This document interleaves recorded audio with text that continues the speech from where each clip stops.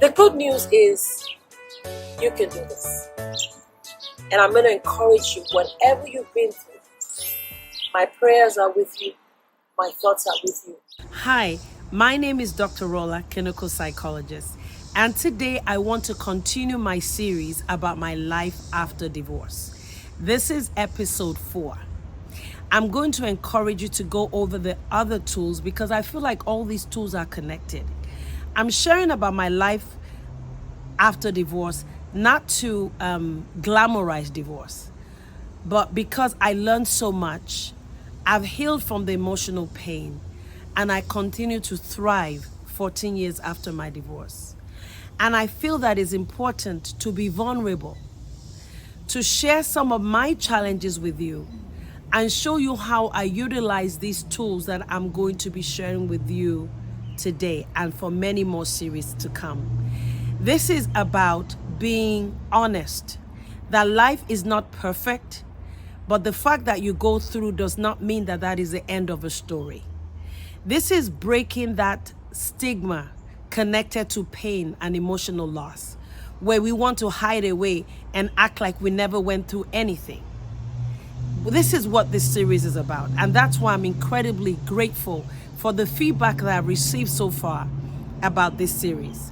And as I'm working through the episodes, I encourage you to go back and listen to the ones I've done already. One was how you conceptualize loss in a healthy way. Another one is about needs assessment, and another one is about needs identification. This 4th episode is about thinking about your social capital. Thinking about your social bank account. Not just social support, getting a few people to talk to because of what you've experienced, but think about your social capital. That is an area that you need to look at very closely when you go through emotional pain or any kind of loss. Something about pain and loss forces you to look at yourself differently. And it forces you to look at those you've been in relationship with differently. Even if you have the same social support, the pain, the pressure, the trauma, the anxiety, the loss, in some cases depression, makes you to begin to see people in a different light. And that is not unusual. This is very common. But you want to make sure that as you process your pain and as you look at people differently, that you do not lose sight of one of the most powerful assets that you have as a human being, and that is your social capital. And my pain through divorce forced me to look at my social capital. And when I discovered from looking at it, changed my perspective, empowered me to get up and keep on moving.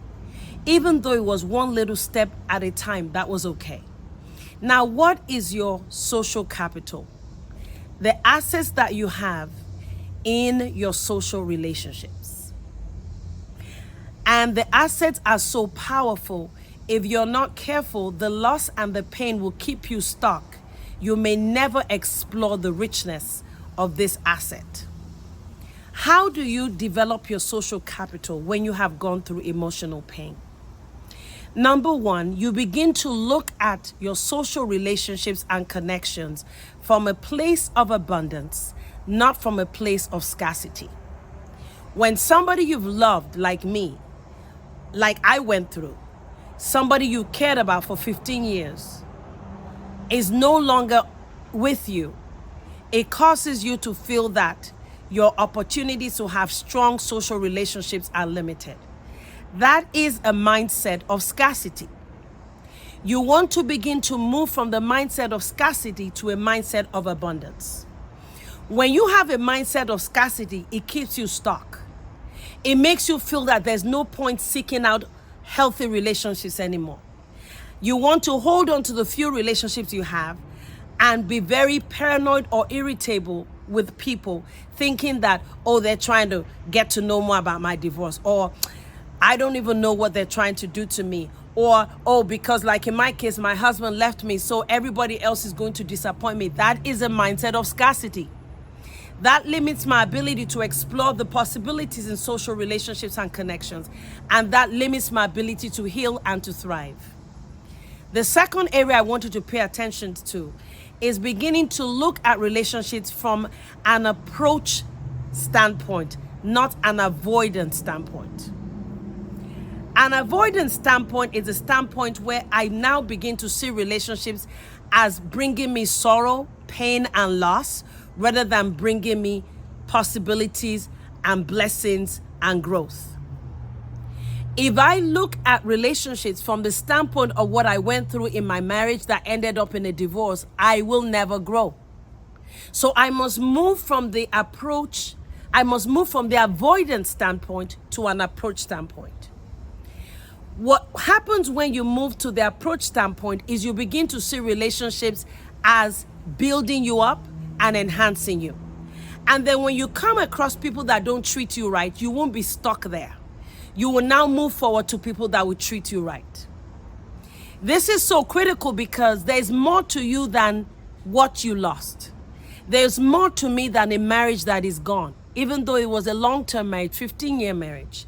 There are other areas of my life that need to be developed and strengthened as well, not just my relationship with romantically. If I allow myself to stay in that place of avoidance, I will never explore those other areas in which I can grow and which I can be enhanced. And if I stay stuck in the place of avoidance, I will not find the hope that I need to grow and to heal. One thing I need you to remember, if you forget everything in this video, is as much as it takes these difficult relationships to be hurt and feel a sense of loss, you also need healthy relationships to feel hope and healing for the future. So I had to change my approach, move from that place of avoidance and move towards approaching relationships, not running away from them, but moving towards them. If I come across somebody that disappoints me or wants to rub it in that I've been divorced or make me hurt, I step aside from them nicely and I keep moving forward. I'm not just looking at romantic relationships or a marriage as the way that I measure my life. I'm looking at myself in a much more global way. And that's why it's important to move towards relationships, even though you've been disappointed, rather than run away from them. So I'm less likely, actually I don't, look at people who are hating on me. You will never see me do posts about, I'm getting rid of the haters, I don't need them. They are not my focus. I'm looking for those positive people. So the first thing I mentioned is make sure that you have a mentality of abundance. And secondly, you're moving away from a mindset of scarcity, moving away from avoiding and moving towards approaching. Now I'm going to share you ways to do that, practical ways. What you do when you're building your social capital, the same way you want your bank account to grow, is that you're looking to add to your social capital. You're not just waiting for times when you need help and when you're down to zero, when your bank account is at overdraft before you start figuring out how you're going to get money to your bank account. That means you put yourself out there to engage with people. And it does not have to have anything to do with your emotional pain. I went through my divorce, yes, but I'm not going to constantly be looking for people that just want to address my relationship. What is there good in me? What is that positive thing in me that I can offer to others? Is it support? Is it just smiling at them? Is it contributing some time at my church? Is it volunteering at the homeless shelter? What do I have to offer? Is it encouraging somebody else who is going through a divorce to not give up? What is that good in you that will benefit something else, that will benefit your community, that will benefit your church, that will benefit somebody else that is being hidden away because of the loss that you have experienced? I'm encouraging you, go out and give it, even if it's just 5 minutes a month. That makes you to know that you're a person of value, even though you've gone through this loss. If I continue to look at what I went through in terms of the divorce and all the time that I put in, and let me just put in this quick disclaimer here. I was not molested or abused in my marriage. That was a no-no. It was a relationship that had long periods of happiness. But as you can see, if a relationship ends up in divorce, something went wrong. Something went wrong. But I have to look at what is good in me and give that to other people, which means I'm engaging myself in community organizations. I'm engaging myself in little interactions with others. And as time goes on, you realize that wound is getting healed. You're starting to feel better. So that's one practical way.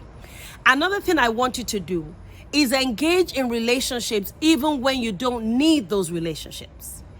Don't just see relationships as, I don't need them, I'm doing well with my divorce. There's much more to you. There are networking opportunities. There are people that can suggest ideas and business ideas you never thought about. There are various ways in which social relationships help us to heal and to thrive. So I want you to begin to look at relationships from a standpoint of engaging them even though you don't need them. Knowing that they enrich you and you're enriching other people. Why is that a good thing? So that when you need help, it doesn't feel weird to ask for help. If you've not been close to people at all and you're isolating, how is it going to be easy for you to ask for help when you need it? How are people even going to be able to notice that you're down and acknowledge when you're down? Because sometimes you may be going through a very difficult time and you're not even fully aware of it. If you're engaging with people positively, when you're down, they will call you. They'll ask, how are you doing? You look a little bit downcast. Do you need anything? That is the way you lift yourself up. Another thing I want you to do is I want you to do a test run of your relationships in terms of your expectations. Oftentimes, we're not doing well in the area of our social support and capital because we have unrealistic expectations of others. We've assumed that people can help us and they don't even have the resources or the emotional capability to give us the help we need. And then when they don't help us out, then we get disappointed and we say, oh, just the same way my spouse disappointed me or the same way other people have disappointed me, they're doing the same. Maybe you are putting unrealistic expectations on others. So I encourage you, do a test run. If you believe that somebody has what it takes to help you emotionally or give you advice as to where you need to go financially, do a test run, call them up. Ask a question, a small question, something you don't really need at the time, and gauge how they respond. If they're not able to give you the support, then don't count them in as somebody that needs to support you. Because if you do, you're going to be disappointed when you need that help. Check it out. If that person can't help you, find other people that can fill that need. And you will find this in the needs identification and the needs assessment videos, so that you're not placing expectations on people that don't even have what it takes to help you. Be open to bringing people that you are not really haven't tried yet to see if they can meet that need.